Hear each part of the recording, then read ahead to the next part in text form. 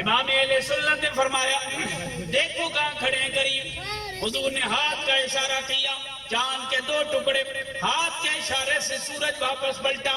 حضرت عیسیٰ اللہ کہنے لگے, فرمایا لوگوں کو پیغمبر اتنا عظیم ہوگا, میں تو ٹچ کرتا ہوں تو زندگی آتی ہے. مردہ وہ ہوتا ہے جس میں پہلے روح رہی ہو, روح رہ چکی ہو. جس کے اندر پہلے روح رہ چکی, وہ روح نکل گئی تو بندہ مردہ ہو گیا. میں تو اسے زندہ کرتا ہوں نا جس میں پہلے روح کا بسیرا رہا ہو. لیکن وہ اتنی عظمت و کمال ہے, اس کی بارگاہ میں آ کے وہ بھی بولیں گے جن میں پہلے روح تھی نہیں. اس کی بارگاہ میں پتھر بھی بولیں گے, اس کی بارگاہ میں جانور بھی بولیں گے, اس کی بارگاہ میں خشک تنیں بھی باتیں کریں گے, اس کی بارگاہ میں دنیا کی چیزیں آرزوئیں لائیں گی. جس وقت یہ کیفیت بنی, قوم کے اندر ایک جذبہ پیدا ہو گیا. جس طرح آج ہمارے نوجوان میلاد کے موقع پہ آ کے جشن سجاتے ہیں, کوئی جھنڈوں کے انداز میں, کوئی لائٹنگ کے انداز میں, کوئی نعروں کے انداز میں, ہر کوئی اپنے اپنے جوش جذبے کا اظہار کرتا نظر آتا ہے.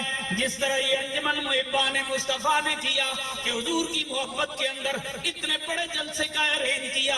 میرے آقا کریم صلی اللہ علیہ وآلہ وسلم کی محبت میں آج دنیا اپنے اپنے اسٹائل کے اندر اظہار محبت کرتی ہے. جس وقت حضرت عیسیٰ کے منہ سے میرے آقا کریم صلی اللہ علیہ وآلہ وسلم کی یہ تعریفیں قوم نے سنی, اس وقت قوم کے اندر ایک جذبہ پیدا ہو گیا اور وہ قوم اکٹھی ہو کے دعائیں کرنے لگی. وہ Muhammad come quickly for the salvation of the world, انجیل برنباس کا یہ جملہ ہے. قوم کہنے لگی اے محمد اس دنیا کو نجات دینے کے لیے جلدی آئیے,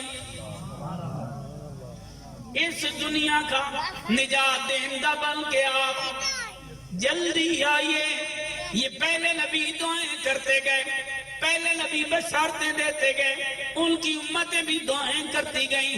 تب 12 ربیع الاول کو میرے آقا کریم صلی اللہ علیہ وآلہ وسلم امام الانبیاء بن کے, سارے نبیوں کے خاتم النبیین بن کے, تمام نبیوں کے سردار بن کے اس خاص رات میں حضور تشریف لائے. اور میرے آقا کریم صلی اللہ علیہ وآلہ وسلم نے فرمایا انا خاتم النبیین لا نبی بعدی, میں آخری نبی ہوں, میرے بعد کوئی نبی نہیں آئے. حضور وعدہ پکا کر کے ان رسالت و نبوت قد انقطعت لا نبی بعدی, فرمایا رسالت اور نبوت اب منقطع ہو چکی ہے, میرے بعد کوئی نبی نہیں آئے گا.